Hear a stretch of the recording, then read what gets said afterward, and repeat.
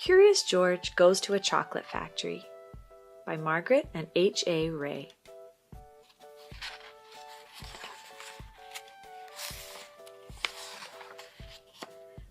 This is George. George was a good little monkey and always very curious. One day, George went for a drive with his friend, the man with the yellow hat. "Look, George," the man said. "There's a store in that factory up ahead. Let's stop for a treat."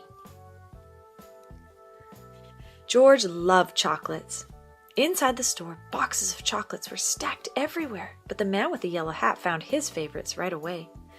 "George," he said, "wait here while I buy these, and please, stay out of trouble." George looked around the store. He saw chocolate-covered cherries and fudge-flavored lollipops. A chocolate bunny caught his eye. Then something else caught his eye. What were all those people looking at? George was curious. He climbed up to get a better look. Through the window he saw lots of trays filled with little brown dots.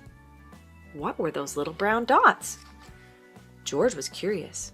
He found a door that led to the other side of the window. The little brown dots were chocolates, of course. A tour guide was showing a group of people how to tell what was inside the chocolates by looking at the swirls on top.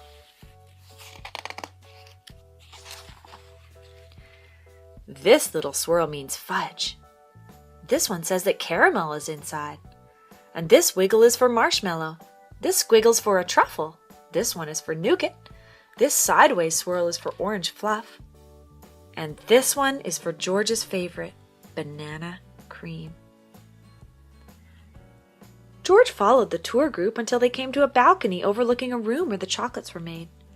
Down below, busy workers picked the candy off the machines and put them in boxes.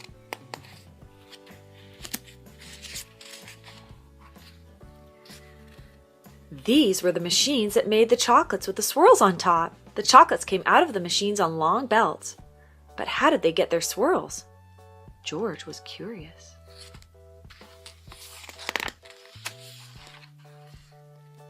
He climbed down from the balcony and up onto a machine. George peeked inside. He was trying to see what was making the swirls, when all of a sudden, the chocolates began coming out faster and faster.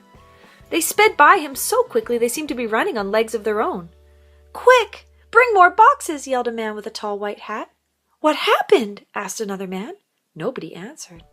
Nobody knew what had happened, and everyone was so busy that no one noticed George. The workers began to fall behind, and the candy began to fall off the end of the belt. "Save the chocolates!" yelled the man with the tall white hat. Meanwhile, George saw one of his favorites whiz by. He tried to catch the banana cream chocolate, but it was too fast. He chased it to the end of the belt. At the end of the belt, a pile of chocolates was growing taller and taller. George had never seen so many chocolates. As he searched for the banana cream, he put the others in empty boxes. George was a fast worker.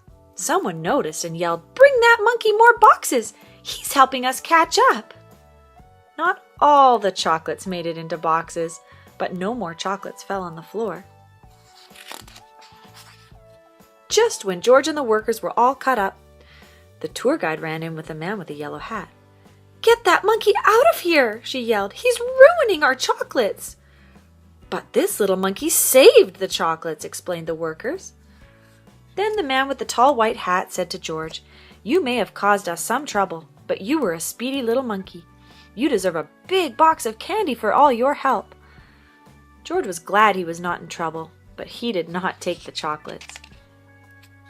Back in the parking lot, the workers waved goodbye as George and his friend got into their little blue car. "George, are you sure you don't want any chocolates before we leave?" asked the man with the yellow hat.